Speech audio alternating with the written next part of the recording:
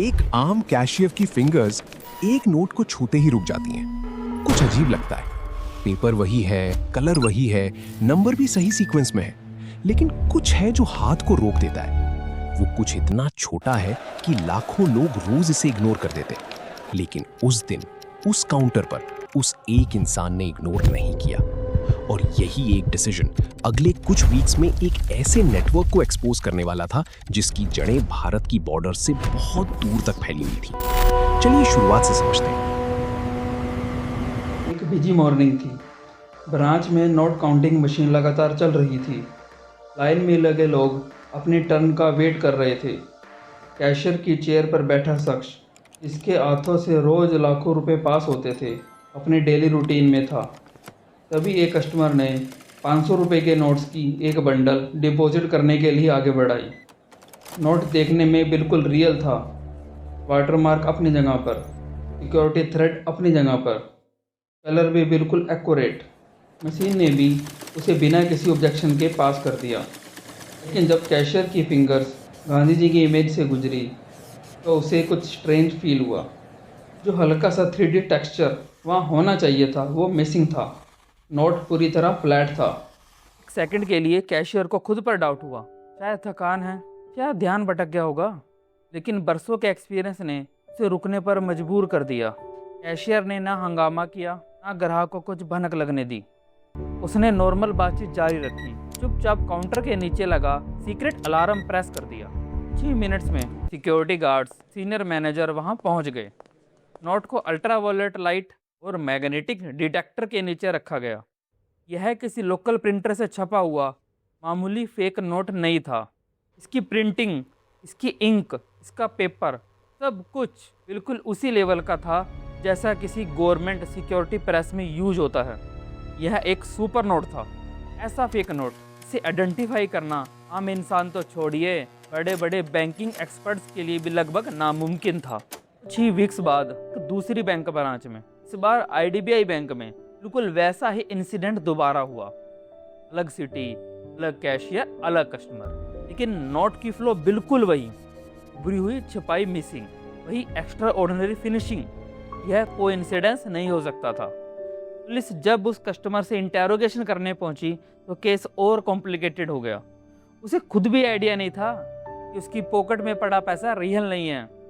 वह अमाउंट उसे नेपाल बॉर्डर के पास एक लोकल सप्लायर से मिला था। इन्वेस्टिगेटिंग ऑफिसर को रियलाइज़ होने लगा कि यह किसी एक सिटी, एक शॉपकीपर या एक कस्टमर तक लिमिटेड मैटर नहीं है। क्वेश्चन ये उठा, अगर ये नोट्स किसी एक नकली नोट छापने वाले के प्रिंटर से नहीं निकले तो आखिर ये आए कहाँ से? आंसर मिला सीरियल नंबर में। पुलिस ने जब उस नोट का सीरियल नंबर सेंट्रल डाटाबेस में सर्च किया तो इंटेलिजेंस एजेंसी के होश उड़ गए।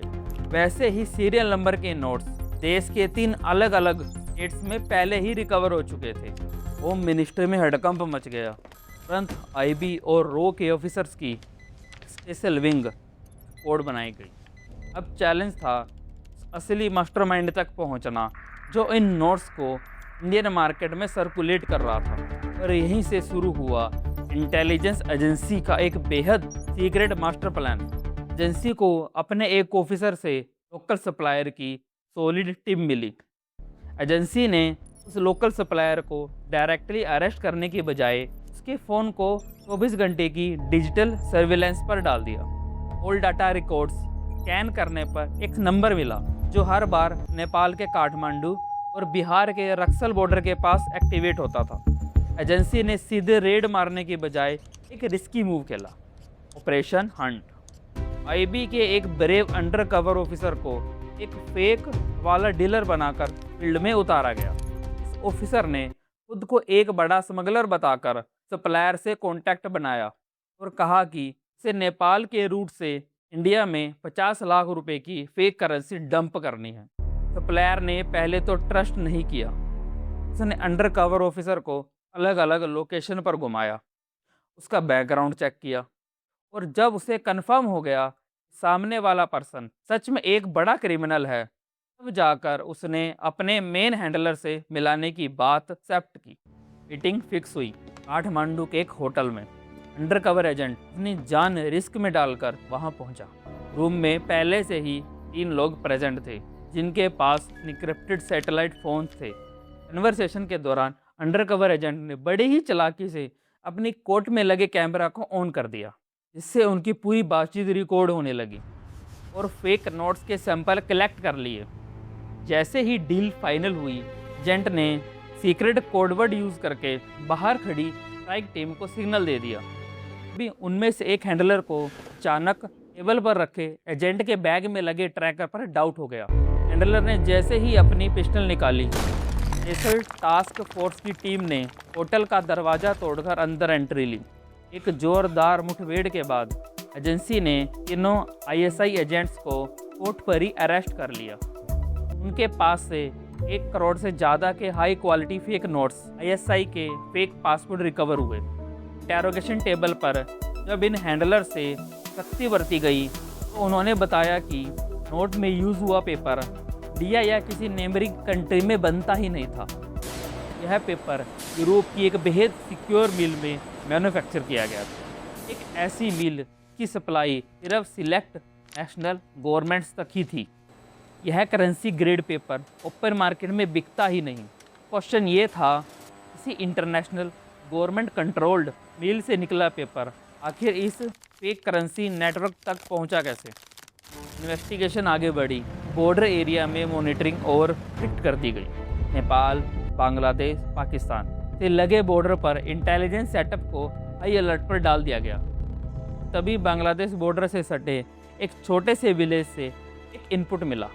उन्होंने बताया कि एक कोरियर जो हर वीक बॉर्डर पार से भारी बैग्स लेकर आता था, अचानक मिसिंग हो गया था। क्या वो भाग गया था, या उसे भगा दिया गया था, या फिर उसे रास्ते से ही एलिमिनेट कर दिया गया था, क्योंकि उसे बहुत कुछ पता चल गया था। जब उसके हाइड आउट पर रेड की गई तो वहाँ से कई डॉक्यूमेंट्स और इनक्रिप्टेड फ़ोन रिकवर हुए। इन फ़ोन्स के फोरेंसिक एनालिसिस से पता चला कि यह पूरा गेम सिर्फ बॉर्डर पार से नहीं चल रहा था।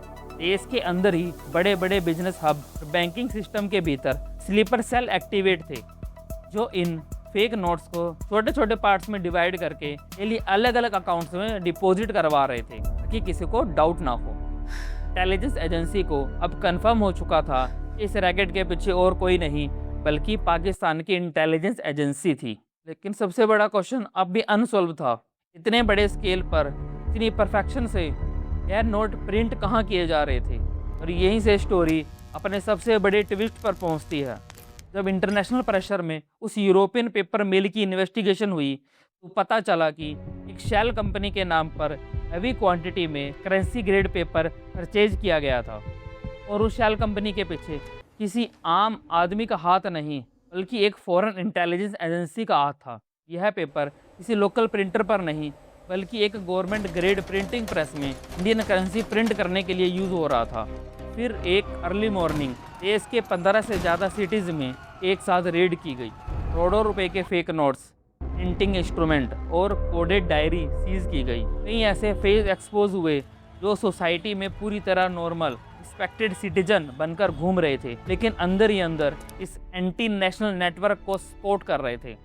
यह इंडिया की इकोनॉमिक हिस्ट्री की सबसे बड़ी और सबसे सक्सेसफुल ऑपरेशन में से एक प्रूव हुई।